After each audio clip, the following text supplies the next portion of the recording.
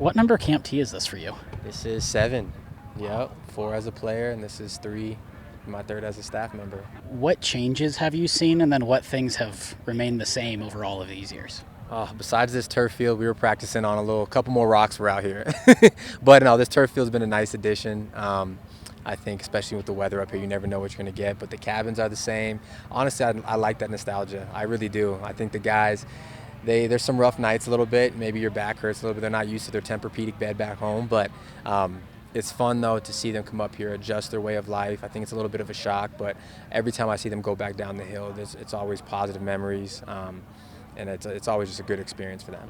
Coach Dillingham mentioned you had kind of a key role in talking about their why and kind of orchestrating the conversation throughout. What are some of the focuses that you have with them trying to help continue to build this culture here? I think that's it, just getting in more depth with each other. I think it's so easy to be at surface level with each other. You know the football side of a person, but do you know the layers to them, why they come out here and put all the hard work, what makes them motivated, what makes them tick. And I think if you know that about the brother next to you that you're playing with, it makes you just play a little bit much harder. When you know his family background, you know where he comes from. So I think that's the special part about Camp T is when we have these settings, we do campfires at night. Like, that's what it's about, is unpeeling those layers, getting to know each other on a deeper level, and that just makes the bond and the culture a little bit more tighter. The first 2 years here under Coach Dillingham, it was so many new guys. Yeah. How is it different now having so many returners, and does the process have to change a little bit to try to dive a little bit deeper with them? Yeah, it feels weird because, my day, I was like, you were with each other for 4 years. Now it's just, change of an era. So, but I think the culture is so strong that the vets do a good job at carrying it over. I think we have to reiterate some things, put a few reminders out there, but our older guys do a good job at saying, like, hey, this is what helped us last year. This is what got us closer. And I think they're kind of carrying the tradition. Now those young guys see it, and as they go and they progress, it's up to them to continue that. So it's been good, but just always just reminding, kind of a reset. That's what I look at Camp T as, a reset to build, to get closer, to tighten up all the details before we go back down. Do you have a favorite story or memory from when you were a player here? Oh, there's so many. I mean, it's always that hike, hiking the hill, going up there as a team, taking that picture.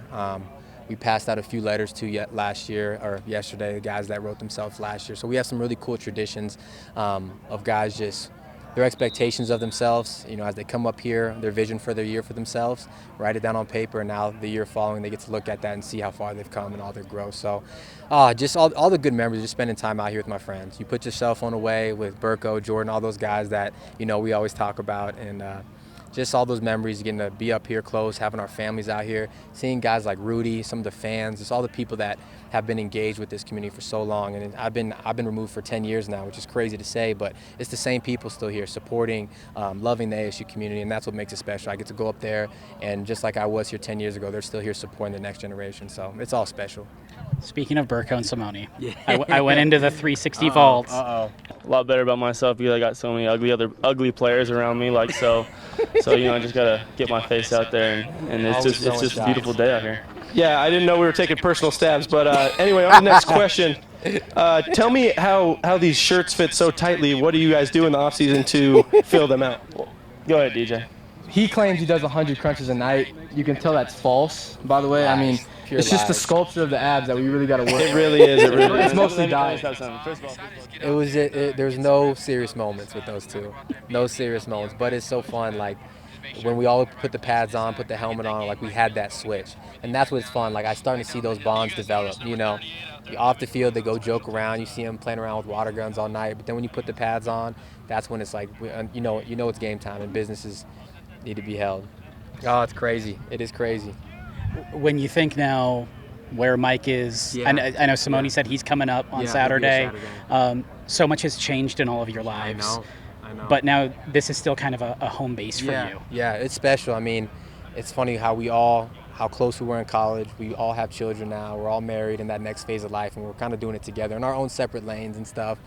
Jordan's in business, Mike's still coaching ball in the NFL, and I'm here coaching in college. So it's just so fun that we all still have that same relationship, and we're all in that next chapter together, and we still stay close. And that's what it's all about. It's lifelong friendships, lifelong memories, and it's exciting to still build those with those guys. Even if they can't be here all the time, we still are always in the group chat talking to each other and making sure we're all plugged in.